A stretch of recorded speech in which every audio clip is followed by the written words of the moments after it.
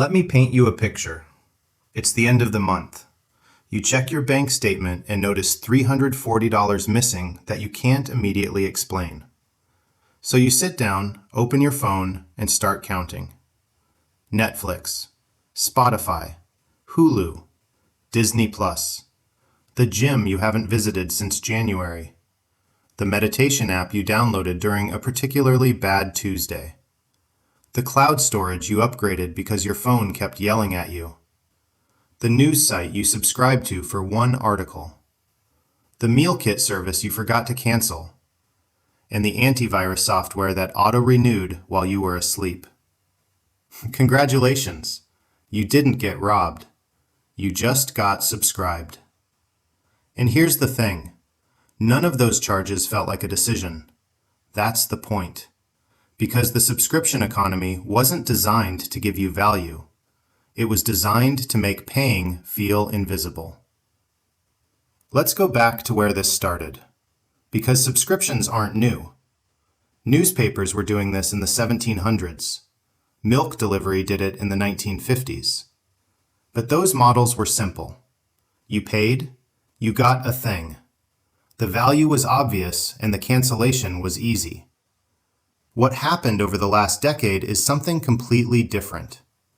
Because somewhere between 2010 and now, Silicon Valley figured out something dangerous. Recurring revenue is the closest thing to a money printer that a legal business can operate. And once they figured that out, every industry on Earth quietly reorganized itself around one goal. Keep you subscribed. Not satisfied, not happy, just subscribed.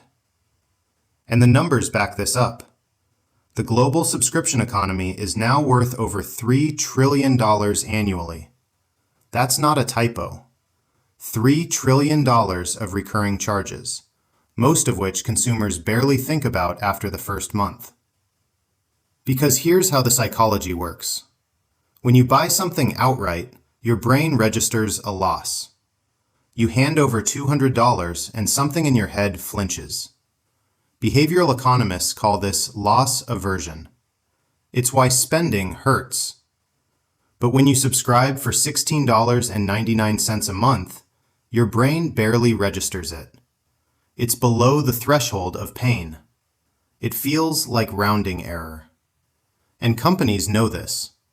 In fact, they've built entire pricing teams whose only job is to find the number that's high enough to matter to their revenue, but low enough that you never bother canceling.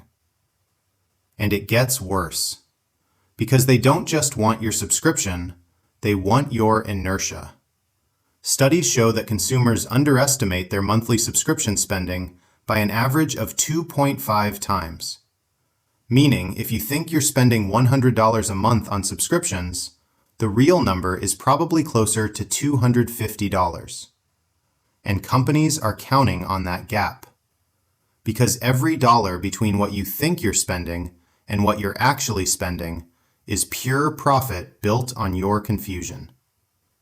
But this is where it gets really interesting. Because the subscription model didn't just change how companies charge you, it changed how they build products. Think about what a one-time purchase forces a company to do. It forces them to make something so good that you willingly hand over money and tell your friends about it. The value has to be front-loaded. It has to be obvious. But a subscription company doesn't need to win you over every month. They just need to make canceling slightly more annoying than staying. And so instead of asking, how do we make this so good people can't live without it? The question quietly became, how do we make leaving just inconvenient enough that people don't bother? Ever noticed how easy it is to sign up for something and how weirdly complicated it is to cancel? That's not an accident. That's a retention strategy with a UX budget. And then there's the tier trap. Because no subscription comes in just one size anymore. There's the basic plan, which is technically functional, but quietly terrible. Then there's the standard plan, which is fine, but missing two features you definitely want. And then there's the premium plan, which has everything but costs so much it makes you feel slightly irresponsible. And somehow, every time, you end up on the middle tier. Not because it's the best value, but because it's been engineered to feel like the reasonable choice. Behavioral economists call this anchoring. Subscription companies call it Tuesday. And just when you think you've got it figured out, here comes the annual billing nudge. Because companies have learned that if they can get you to pay yearly, your odds of canceling drop dramatically. Out of sight, out of mind. You pay in January, and by the time renewal rolls around, you've completely forgotten what you even signed up for. And so you renew.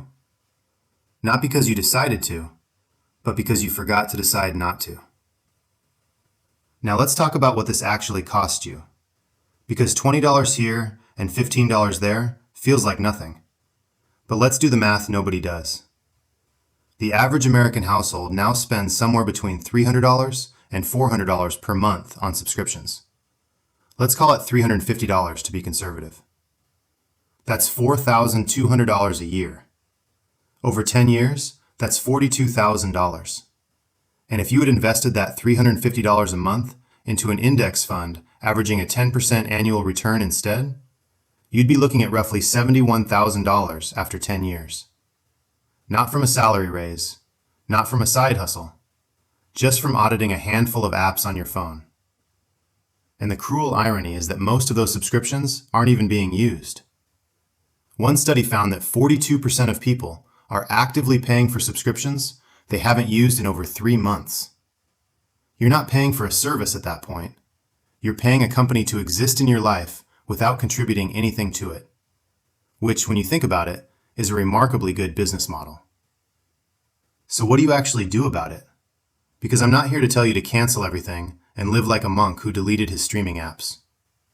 Some subscriptions genuinely add value and are absolutely worth keeping. But the problem is, most people have never sat down and actually looked. Not a glance, a real look. Every recurring charge, every auto-renewal, every free trial that became a quiet monthly deduction 6 months ago. Because the subscription economy is built on one assumption above everything else: that you won't check. That you'll stay too busy, too distracted, and too unbothered to ever sit down and count.